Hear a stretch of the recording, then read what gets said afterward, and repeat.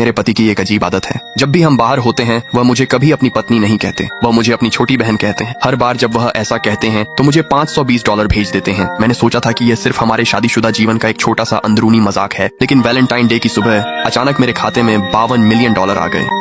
मैं खुशी खुशी अपने पति को ढूंढने गई, लेकिन तभी मैंने उसे अपनी सेक्रेटरी से बात करते हुए सुन लिया।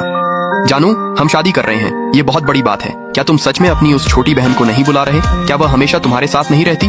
तुम उसे नहीं जानते, उसे तो बस पैसों से मतलब है। मुझे डर है कि अगर उसे पता चला तो वह तुमसे पैसे मांगने आ जाएगी।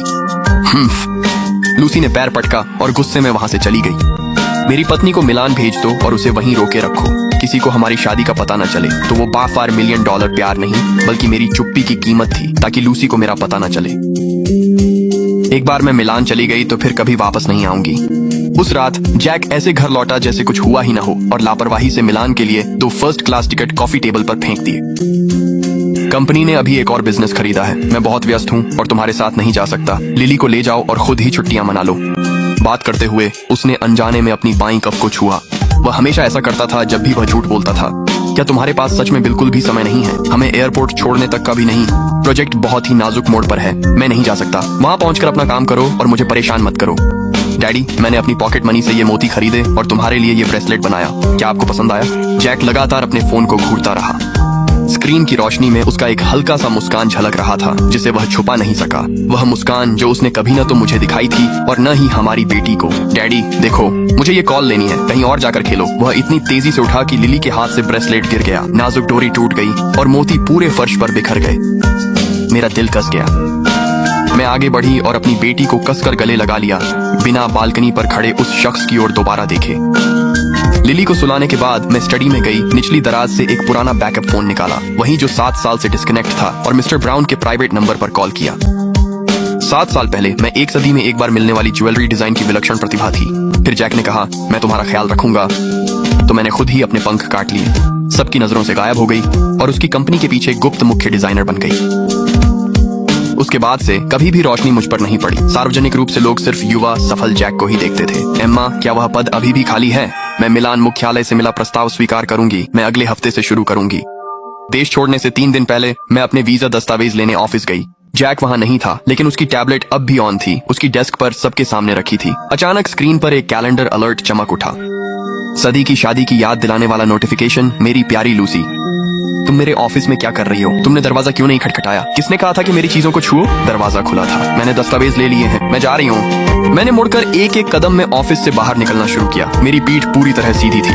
अगर मैं पीछे देखती तो डर था कि वहीं उल्टी कर दूंगी। जाने से एक रात पहले मैं दूसरी मंजिल की बालकनी से कपड़े समेट रही थी। जैक नीचे बगीचे में फोन पर बात कर रहा था और रात की हवा उसकी हर बात सीधे मेरे कानों तक पहुंचा रही थी।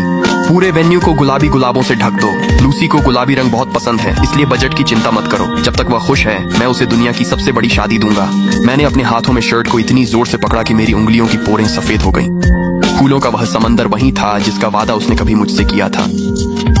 बिना कोई आवाज किए मैं वापस अंदर चली गई। भारी कांच का दरवाजा बंद किया और सारी ब्लैकआउट पर्दे खींच दिए। उसे हमेशा के लिए अपनी दुनिया से बाहर कर दिया। अगले दिन अंतर्राष्ट्रीय ज्वेलरी शो की योजना बैठक में जैक मेज के सिरहाने बैठा था और हर एग्जीक्यूटिव के सामने घोषणा की कि अगले महीने की प्रमुख collection tears of the deep में लूसी को लीड डिजाइनर के रूप में सूचीबद्ध किया जाएगा। कमरे में एकदम सन्नाटा छा गया। सभी जानते थे कि टीयर्स ऑफ द डीप वही मास्टरपीस था जिस पर मैंने 3 साल तक नींदें खोकर काम किया था। ना, तुम्हारे डिजाइन कॉन्सेप्ट्स बहुत पारंपरिक हैं। लूसी जवान है, उसमें ज्यादा ऊर्जा है और वह आज के बाजार को बेहतर समझती है। तुम बस मिलान में आराम करो और इस प्रोजेक्ट पर समय बर्बाद करना छोड़ दो।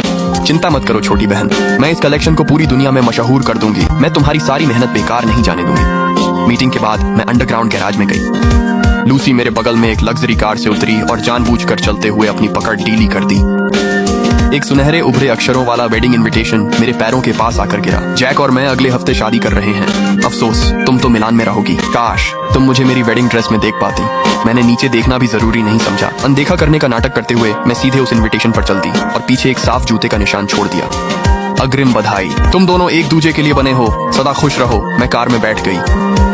उसे बिल्कुल अंदाजा नहीं था कि टीयर्स ऑफ द डीप की सिर्फ 80% ब्लूप्रिंट ही सबमिट की गई थी। सबसे महत्वपूर्ण डेटा सिर्फ एक ही जगह था, मेरे दिमाग में। उस रात मैंने जैक की पसंदीदा रेड वाइन में बनी ब्रेस्ट बीफ बनाई। आज तो कितना खुशियों भरा दिन है। तुमने कितना सारा स्वादिष्ट खाना बना दिया। मैंने लिली के बालों को सहलाया और कुछ नहीं कहा, क्योंकि यह उसके लिए मेरी आखिरी बनाई हुई खाने की थाली थी। इस बार जैक समय पर घर आ गया। डिनर पर उसने बीफ की तारीफ भी की। बहुत स्वादिष्ट है, बिल्कुल सही पकाया है, धन्यवाद। मैंने नीचे देखा और बिना जवाब दिए अपने कटोरे में चावल को इधर उधर करने लगी। ये पिछले 7 सालों को मेरा आखिरी अलविदा था। इस खाने के बाद जैक और मेरा एक दूसरे से कोई लेना देना नहीं रहेगा। डिनर के बाद जैक अपना फोन लेकर बालकनी में चला गया। अभी अभी पापा मुस्कुराए थे। उन्होंने बहुत लंबे समय बाद घर पर मुस्कुराया है। मैं कांच के दरवाजे के पीछे जाकर खड़ी हो गई। दरार से रात की हवा के साथ जैक की आवाज लिविंग रूम तक आ रही थी। कल जाकर वेडिंग रिंग ट्राई कर लो। मैंने रातों रात उसका साइज बदलवा दिया है। सबसे अच्छा सेंटर स्टोन लगवाओ। तुम ही मेरी एकमात्र पत्नी हो। मैं जल्दी से किचन में गई और नल को पूरी तरह खोल दिया। तेज बहता पानी मेरे गले में अटकी सिसकी को दबा गया। माँ, मत रोइए, लिली आपकी रक्षा करेगी। मैं झुककर अपनी एकमात्र अनमोल बेटी को जितना कसकर हो सके गले से लगा लिया। मेरी आंखों से आंसू चुपचाप उसकी पायजामा पर गिरते रहे। उस रात देर से जैक मेरे बगल में जल्दी ही सो गया। आधा सोया हुआ उसने अनजाने में अपनी बांह मेरी कमर के चारों ओर लपेट ली और अपना चेहरा मेरी गर्दन में छुपा लिया। उसके ऊपर किसी और औरत की खुशबू चिपकी हुई थी, जिससे मेरा पेट मचल उठा। मैंने उसकी उंगलियां एक एक करके खुद से हटाई, अपना तकिया उठाया, मास्टर बेडरूम से बाहर निकल गई, दरवाजा बंद कर लिया और सूरज निकलने तक अंधेरे में अकेली बैठी रही। जिस सुबह मैं गई, धूप इतनी तेज थी कि आंखों को चुभ रही थी। मैंने अपना सामान पैक किया, सिर्फ अपनी डिजाइन की स्केचेस और लिली के कुछ पुराने कपड़े लिए। मैं इस झूठ और पाखंड से बने घर से कुछ भी नहीं चाहती थी। ड्राइवर बाहर इंतजार कर रहा है, जल्दी करो, पैर घसीटना बंद करो। जैक, अगर मुझे अचानक मिलान नहीं जाना हो तो, अगर मैं यहीं तुम्हारे साथ रह जाऊं तो, क्या तुम ड्रामा करना बंद कर सकती हो? टिकट तो कब से बुक हो चुके हैं। अच्छी बनो, अभी मेरे पास तुम्हारे नखरों के लिए समय नहीं है। मैंने उस चेहरे को देखा जिसे मैंने 7 सालों तक चाहा था, वही चेहरा जिसने मुझे घावों से भर दिया था और एक ठंडी राहत भरी मुस्कान दी। मेरे पास अब थामने के लिए कुछ भी नहीं बचा था। हम कभी एक दूसरे से फिर नहीं मिलेंगे। विदेश की उड़ान के दौरान, जो 10 घंटे से भी ज्यादा चली, केबिन में 3 बार टर्बुलेंस हुआ। फिर विमान के पहिए मिलान मालपेंसा हवाई अड्डे पर आसानी से छूते ही एक क्षणिक भारहीनता का एहसास हुआ। माँ, बाहर के घर हमारे घर जैसे नहीं दिखते। इनमें से बहुतों की छतें नुकीली हैं, क्योंकि हम किसी नई जगह पर हैं। ये मिलान है। जिस दिन से हमने शादी का लाइसेंस लिया था, मैंने जैक के लिए अपने चारों ओर एक कैद खाना बना लिया था। ये 7 सालों में पहली बार था जब मैं उस शहर से बाहर निकली थी।